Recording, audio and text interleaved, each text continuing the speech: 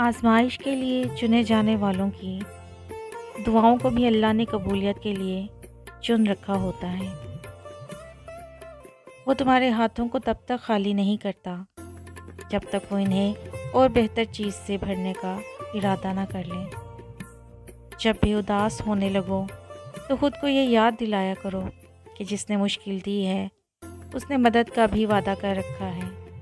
वो आज़माता उसी चीज़ से है जो तुम्हें बेहद प्यारी होती है, ताकि उस चीज़ के मिलने की तरफ तुम्हें अल्लाह पाक से मिलवा दें।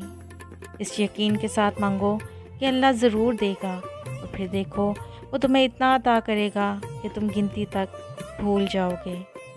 दुआएं नसीब से नहीं बल्कि नसीब दुआओं से मिलता है, और कायनात के सारे मौजज़े दुआओं से तो होते हैं।